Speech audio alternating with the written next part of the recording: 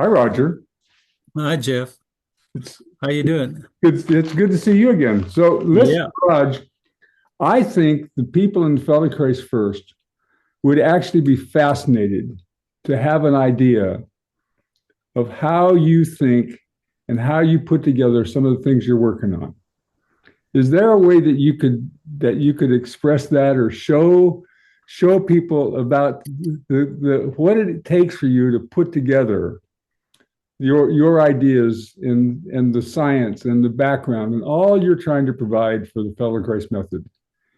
Do you have a way to show to demonstrate that to people? Well, you know, I have to talk for a long time to talk about it, but I'll just show you my notebook here. I was just looking at it just a few minutes ago. This is all the stuff that I've been sort of, what can you say,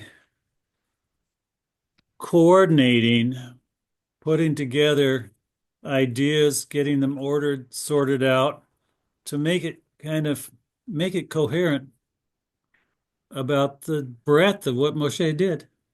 And this is really about what Moshe did and the understanding of it, not just the Well, experiencing, but the understanding in why depth. why is it so complex, Raj? Because people are simple as that. So I mean, the world of fascia, those people have easy explanations for what they do. What's The the world simple already has explanation an for the idea about fascia it. for the fascia world? What's the simple explanation? The simple explanation is already available. It's you've got a body, you have a body. Right, So who's the you that has the body? right. And then so you've got a body and your body's there's something going on that's not right. And if the idea of doing something forceful or pushing or pulling or stressing or stretching or something of your parts of your body will help you, that's something you can get every day. That's essentially all you do get every day from popular culture. So So, that's easy if you say, well, we do these things with your fascia and then you feel better and you'll so the it's fascia all you binds do. every muscle cell. There's fascia that binds every single cell in your system. Well, I don't know about that. Well, it's pretty comprehensive. Okay, so it is. Yeah. So are the muscles, the skeleton, the skin. It's a So very popular and very easy and familiar thing to categorize what your experience is. Yeah. and And then it's go like, okay, it's my body, and if I work on my body, it'll get better. So that's easy to stop worrying about it and just learn how to do it. and it came into the culture before the Feldenkrais method.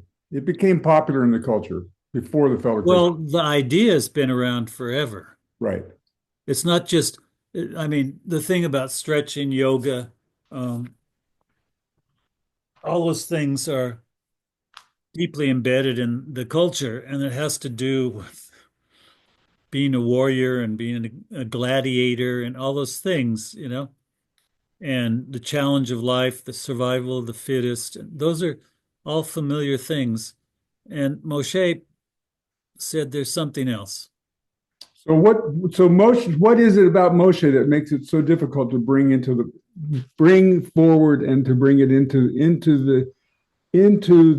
the general consciousness of people? Well, if we're going to look at the real complexity and fullness of his lessons, there's no easily available conceptual category to put it in. If I do yoga, I'm stretching my muscles or I'm helping with my chakras, which have become something that everybody believes they're there, obviously. And so it's easy to make a familiar explanation. If you look at what explanations are, you try to say why something happens. And if it's familiar material, it's very simple to both talk about it and to think you understand it. But what Moshe is doing, that idea we act according to our self-image, is like, well, what's self-image? Right. So that becomes in already that conversation would is demanding, more demanding on your, so to say, everyday cognitive resources, Right. then talking about how would you do some movement exercises to, and what do you mean improve your self-image or change it, or what does that all mean? And there's almost no easy to commodify description about that.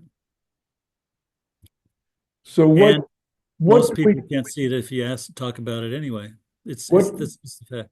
so obviously we have to start at ground level zero with the general population, and Sure. we can do a lot of things that give people experiences, but what particular foundation has to be built before people will can come to the appreciation for what this for the experience of this? What foundation? And I believe that that's what you're trying to do, is to create a foundation for the Yeah. people that can read and listen and think for themselves.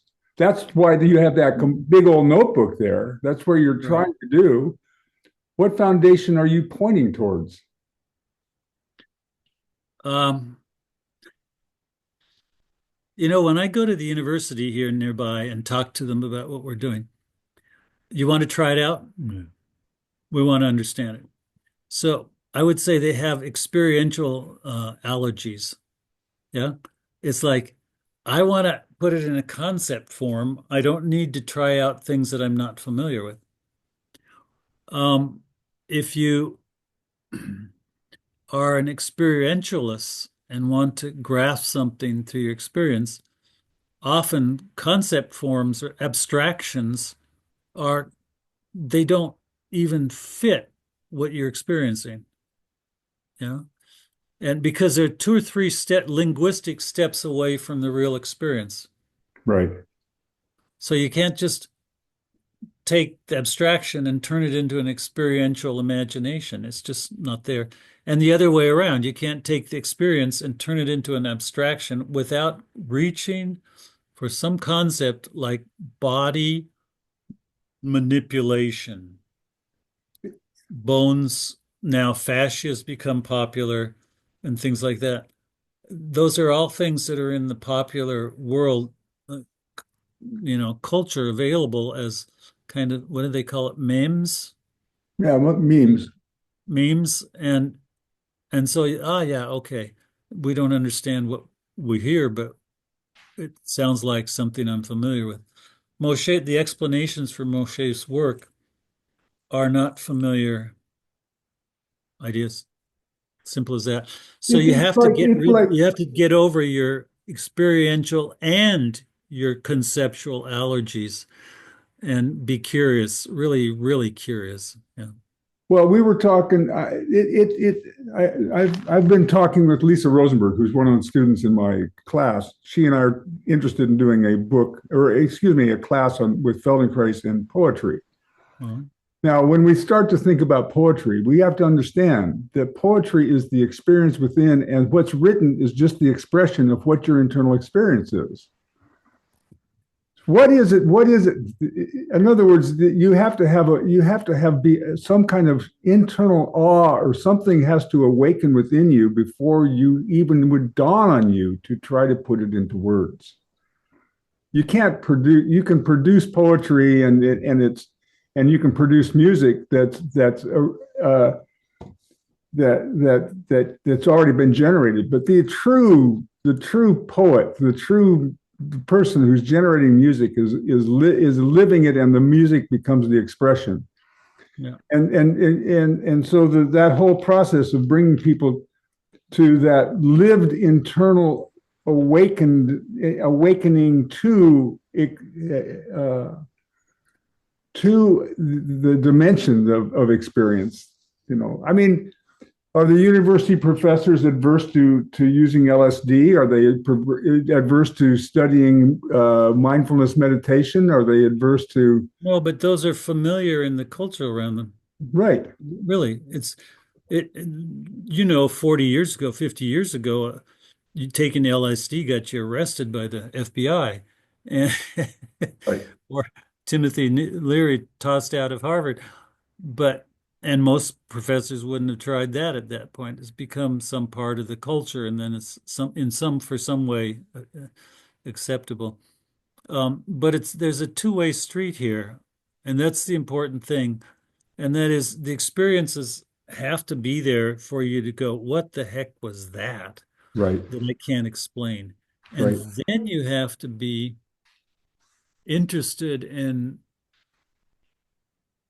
the same kind of experience of curiosity about the ideas behind the experience and be able to move back and forth between those two experiential worlds of just pure experience and concepts, ideas, theories, and abstractions without feeling stuck at one. You can move reversibly, sort of mentally back and forth. And then it becomes you begin to realize it's a very, very complex, but also very deep and rich body of work that hasn't really seriously been explored yet in research terms, in theoretical terms, even. Yeah, so that's uh that's the way it is. And it's just I grew up being interested in that stuff. So So it really invites you to be to enter the path of being an inner seeker or a seeker of some in some way, to go back and forth and then to not only seek but to have some way of sensing how it impacts your way of being in your life and in the world. right. There has to be that it has to be compelling.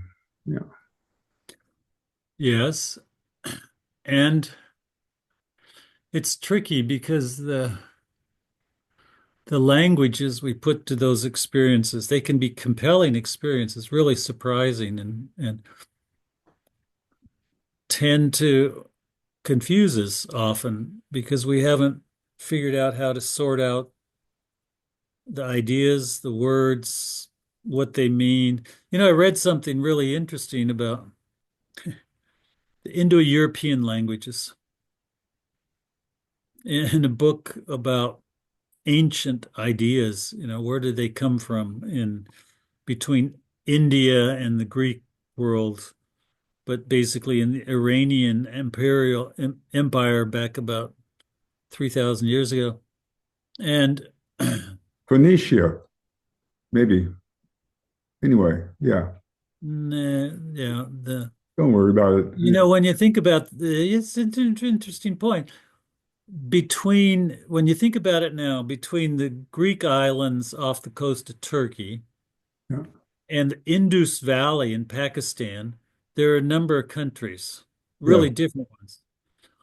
Around about 600 to 800 years before Christ, it was all one country, so to say, one imperial realm yeah. where you were speaking the same royal language from one corner to the other, and ideas went back and forth.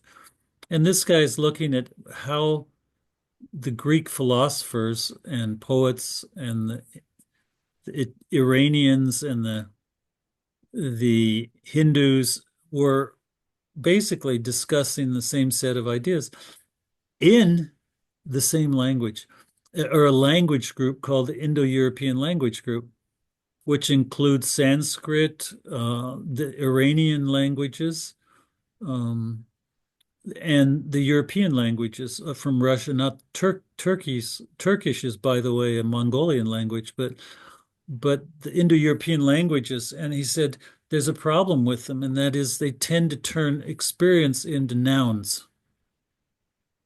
Yeah, And the nouns have this appearances are a flow of a process, a yeah, verb, their activities, yeah, but the names become nouns. yes, And once you've given a name to it that's a noun, it's a yes, different ontological object. That means it exists separate from the other one, like mind and body. And right, then you've got the problem in the languages of Europe, which are the scientific languages, including Greek and all those things. You've got the problem of putting them back together again, but you divided it up by your language. right, So we start out with a confusion that we're not even aware of because we've never thought about a fact like that. That's how the Indo-European languages look at experience. there may be other language groups that don't do that. So we start with a Cartesian split. We're already split, mind and Yeah, body in that sense. right. I If mean, you're using you're those very the languages. very nature of the way that you're raised in your family's thinking. It already that it's already a paradigm that exists in the very pores of the way that you think and the way that you express yourself. The way it's expressed Right, without ever knowing that that's the way it's done, right. and even imagining there'd be some other way to do it. So those are really interesting themes. By the way, he learned the Russian languages as a child, but also Yiddish, which is a It's, dialect of German, actually. right, But he also learned Hebrew, and Hebrew does not, as far as I know, is a Semitic language. It's not the same Indo-European group. So it may be that Hebrew has a different way of dealing with those issues of nouns and verbs and activities and processes that gave him a possibility of thinking about his experience that didn't take the body and the mind in two pieces. Because he right, says that in that 1964 article is right, basically the very first thing he says is I've always believed the mind and the body are the same. right. Yeah, they're integrated whole.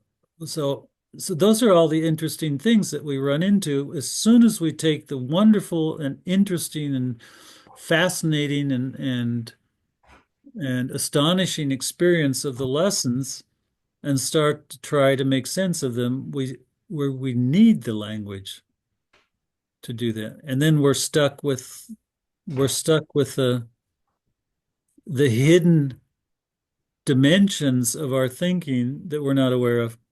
So you have to sort that out. And who spends time even reading books like that and then stumbling over that quote and then trying to figure it out? But those things are really interesting because it shows also the structure of scientific language and the structure of experiential language are about as they're completely different sentences if you're trying to talk about the same thing. It's And really fascinating. I mean, obviously, that takes us right to the point, Yeah. which is, you can apply force and change structure, but Well, it's you not can, yeah. function. But oh, that's a whole different question. That's a whole different world. But it takes you right to the complexity of the issue, which is Right. that people have to understand that it's their experience that leads to a change of experience. It's their internal poetry that leads to them putting themselves together in such a way that their musculature responds to the poetry. They're, It's the verbs, right. not It's the the verbs. nouns. Right. The verbs should be in first place, but in also German, they capitalize all the nouns, so you know it's a noun already. If it's in the middle of a sentence and it's got a capital letter, it's a noun. And but it's the verbs that make Feldenkrais what it is. But it's the nouns that make science what it is. It's really strange. And they take something like moving. Yeah, I am moving now. That's trying to describe it Right. as a verb to movement, to motion, and then it becomes an abstraction, a motion, an abstract noun. And then when you want to turn around and go back to the experience of moving, it's very difficult. And I think Moshe always said I was so proud. The thing he's most proud of is taking the abstractions and turning them into concrete experience. It's not at all easy to do if most of the way you use the language and believe that that's thinking is invisible to you how you learn to do it. So those are all the things that need to be sorted out. Well, the very It's idea that I, which makes you a noun, is you're already fixated. And I am fixated as an I relative to moving in the world. well, Martin Buber saw it differently. Yeah, He saw it I as a relationship, an right, interaction with a you, a thou right. in English. Um, and it's an interaction to become an I. And most of the serious studies nowadays about personality and things see it that way too. They just make it sound more abstract. Right. Yeah. Raj, I think we need to Yeah. close this little conversation, but Okay. thank you for taking this moment to I think the Feldenkrais First community, and maybe we can have put this into some other forms, will appreciate what it is that you're trying to bring together in your thinking and writing and what you're attempting to produce. And thank you for giving us a glimpse into the complexity that you're bringing to thinking relative to this work of Moshe. Appreciate it. Yeah, great. Thanks for asking. Yeah.